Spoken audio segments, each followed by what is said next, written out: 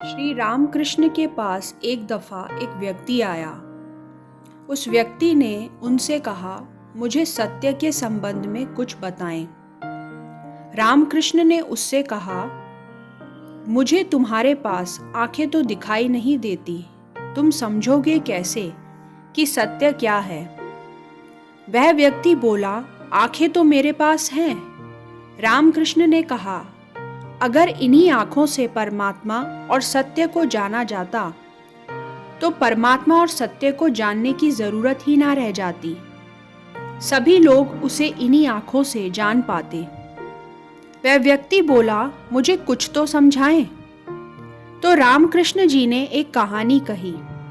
वह कहानी बड़ी मीठी है, बड़ी अद्भुत है, बड़ी प्राचीन कथा है और हजारों हजारों ऋषियों ने उस कहानी को कहा है। बड़ी छोटी सी कहानी है, बड़ी सरल सी ग्रामीण कहानी है। रामकृष्ण ने कहा, एक गांव में एक अंधा व्यक्ति था। उस अंधे को दूध से बहुत प्रेम था। उसके मित्र जब भी आते उसे भेंट में दूध ले आते थे। उसने एक दफ़ा अपने मित्रों को पूछा, इस दूध को मैं इतना प्रेम करता हूँ कि मैं जानना चाहता हूँ कि ये दूध आखिर कैसा है, क्या है? मित्रों ने कहा, बड़ा मुश्किल है, कैसे बताएं तुम्हें? फिर भी उस अंधे ने कहा, कुछ तो समझाएं, किसी तरह समझाएं कि ये दूध क्या है, कैसा है? उसके एक मित्र ने कहा कि दूध बगुला होता है, बगुले के पंख जैसा सफ़ेद है। अंधा बोला, मुझसे मजाक ना करें, बगुले को मैं जानता नहीं, उसके पंख की सफ़ेदी को भी मैं नहीं जानता। मैं कैसे समझूंगा कि दूध कैसा है?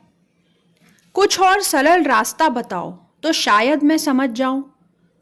तो उसके एक मित्र ने कहा, कैसे समझाएं? बगुला जो होता है वह घास काटने के हंसिए की तरह टेढ़ी उसकी गर्दन होती है। अंधा बोला, पहेलियां उलझा रहे हो, मैंने कभी नहीं देखा हंसिया, मुझे क्या पता कि कैसा टेढ़ा होता है। तीसरे मित्र ने कहा, इतनी दूर क्यों जाते हो?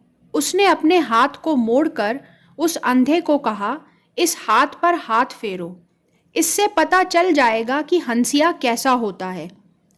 उसने उसके तिरछे हाथ पर हाथ फेरा, घुमा घुमा कर मुड़ा हुआ हाथ अनुभव हुआ। वह अंधा नाचने लगा और बोला, मैं समझ गया, दूध मुड़े हुए हाथ की तरह होता है। रामकृष्ण ने कहा कि सत्य के संबंध में जो नहीं जानते हैं उनको बताई हुई सारी बातें ऐसी ही हो जाती हैं।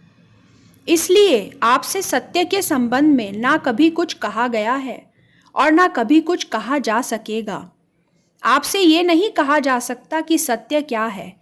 आपसे इतना ही कहा जा सकता है कि सत्य को कैसे जाना जा सकता है। धन्यवाद दोस्तों।